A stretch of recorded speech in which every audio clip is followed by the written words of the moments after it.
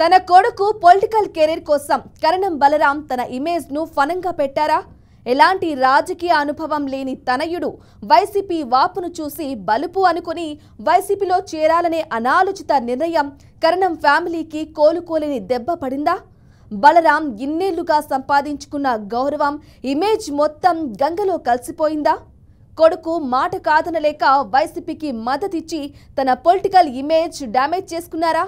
అయినప్పటికీ తన మనసు మాత్రం సొంత గూటి వైపే లాగుతుందా?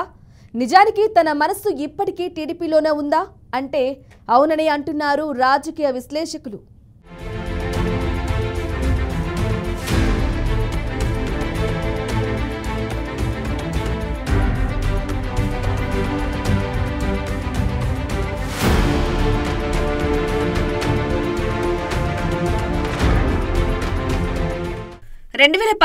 ఎన్నికల్లో టీడీపీ తరపున చీరాల నియోజకవర్గం నుంచి బలరాం పోటీ చేసి విజయం సాధించారు.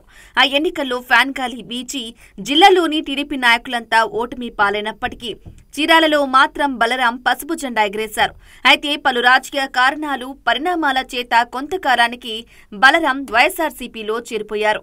నిజానికి ఆయన డైరెక్ట్ గా వైసీపీ కండువా కప్పుకోలేదు. తన కొడుకు కరణం వెంకటేష్ ను వైసీపీలో చేర్చారు. అయితే టెక్నికల్ గా జగన్ రెడ్డి పార్టీకి పరోక్షంగా మద్దతిచ్చారు. ఇది అప్పట్లో సంచలనం రేపింది. అధికారికంగా బలరాం వైసీపీలో చేరకపోయినా తన కొడుకుని వైఎస్ఆర్సీపీలో పంపి పరోక్షంగా జగన్ కు సహకరించారనే ఆరోపణలు ఉన్నాయి. అయితే ఎలాంటి రాజకీయ అనుభవం లేని తనయుడు కరణం వెంకటేష్ వైసీపీ వాపును చూసి బలుపు అనుకుని వైసీపీలో చేరాలనే అనాలోచిత నిర్ణయం అనుభవరాహిత్యానికి తండ్రి ఇన్నేళ్లుగా సంపాదించుకున్న గౌరవం, పొలిటికల్ ఇమేజ్ మొత్తం గంగలో కలిసిపోయిందని, తండ్రి పరువును, పొలిటికల్ ఇమేజ్ ను తనయుడు డ్యామేజ్ చేశారని పలువురు రాజకీయ విశ్లేషకులు అభిప్రాయపడుతున్నారు.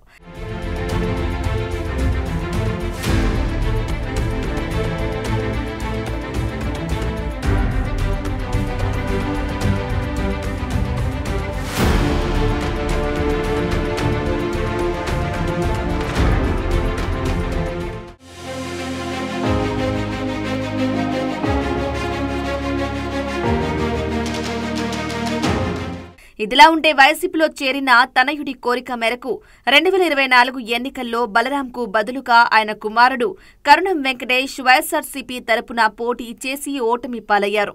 దీంతో బలరాం రాజకీయ జీవితంపై ఓటమి మరక పడినట్లయింది. తన కొడుకు రాజకీయ భవిష్యత్తు కోసం బలరాం తన ఇమేజ్ ను ఫనంగా పెట్టారనే టాక్ వినిపించింది. అయితే వెంకటేష్ కు బాపట్ల జిల్లా వైఎస్ఆర్సీపీ అధ్యక్ష బాధ్యతల్ని ఇస్తారని ప్రచారం జరిగింది. కానీ ఆయన విముఖత చూపటంతో మాజీ మంత్రి మేరుక నాగార్జునకు జిల్లా పగ్గాలు అప్పగించారు.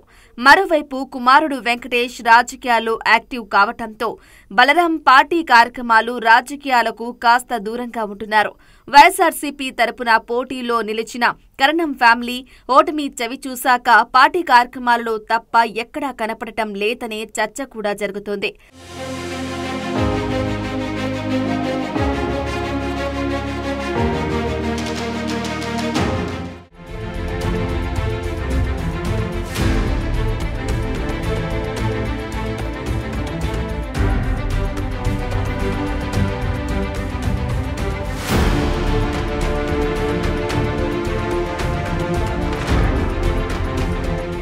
రాష్ట్రంలో వైఎస్ఆర్సీపీ ఘోర ఓటమి చవి చూశాక కరణం బలరాం కూడా సైలెంట్ అయ్యారు.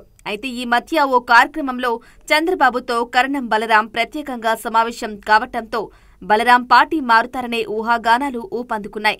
దీంతో భౌతికంగా వైసీపీలో ఉన్న కరణం బలరాం మనసు మాత్రం టీడీపీలో ఉందనే టాక్ వినిపిస్తుంది. మరోవైపు కరణం బలరాం కుటుంబానికి వైసీపీలో మంచి ప్రాధాన్యత దక్కింది. ఆమంచి కృష్ణమోహన్ ను పక్కన పెట్టి మరి 2024లో చీరాల సీటును కరణం బలరాం కుమారుడు వెంకటేష్ కు ఇచ్చింది వైసీపీ. అయితే ఈ ఎన్నికల్లో ఆయన ఘోర పరాభవం మూటగట్టుకున్నారు. ఈ ఓటమిని కరణం బలరాంతో పాటు ఆయన అనుచరులు జీర్ణించుకోలేకపోతున్నారనే టాక్ వినిపిస్తోంది.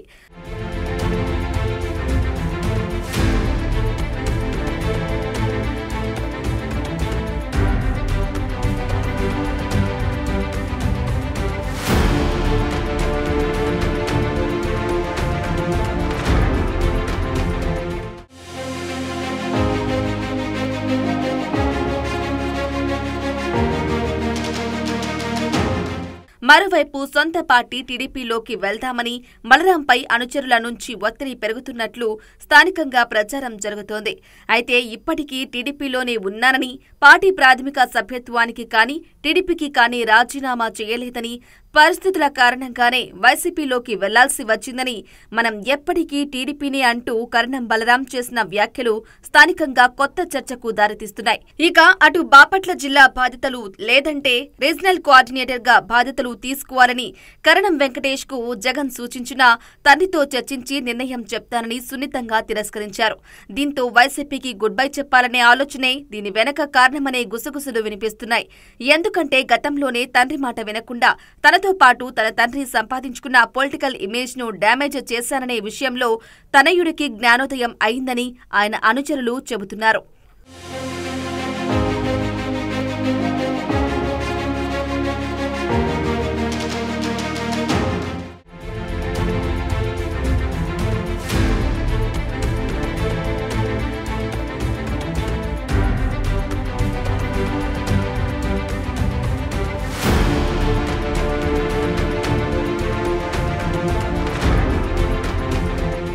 ఇదిలా ఉంటే ఇటీవల గుంటూరులో మాజీ ఉపరాష్ట్రపతి వెంకయ్య మనవడు విష్ణు నిశ్చితార్థంలో సీఎం చంద్రబాబు బలరాం ప్రత్యేకంగా సమావేశం కావడంతో కరణం కుటుంబం టీడీపీలో చేరడం ఖాయమని జిల్లా అంతా ప్రచారం జరుగుతోంది. ఇక అటు చీరాల ఎమ్మెల్యే ఎంఎం కొండయ్య వ్యవహారంపై టీడీపీ అధిష్టానం గురుగా ఉంది.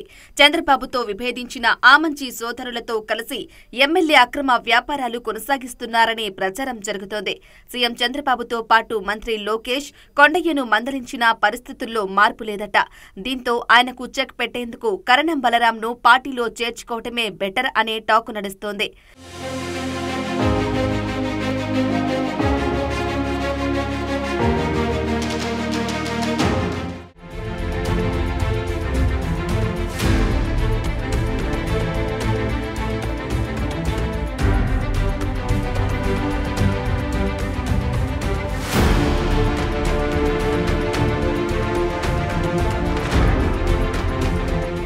అయితే కరణం కుటుంబం మళ్లీ టీడీపీలో చేరడం వెనుక ఇంకో సవాల్ కూడా ఉంది.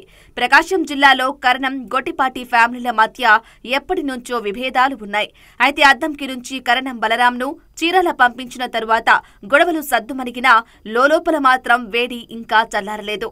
వీటన్నింటికీ తోడు ఉమ్మడి ప్రకాశం జిల్లాలో మంత్రి గొట్టిపాటి రవికుమార్ టీడీపీకి నమ్మిన బంటు. అలాంటిది రవికుమార్ను కాదని ఆయనతో చర్చించకుండా కరణం బలరాంను టీడీపీ అధిష్టానం చేర్చుకుంటుందా? ఆ అవసరం టీడీపీకి ఉందా అని పొలిటికల్ సర్కిల్లో ఆసక్తికర చర్చ జరుగుతోంది. ఏది ఏమైనా ఉన్నది ఒకచోట, మనసు మాత్రం మరో చోట అన్నట్లు రాజకీయం చేస్తున్న కరణం బలరాం సొంత గూడు ఆశలు ఫలిస్తాయో లేదో వేచి చూడాలి.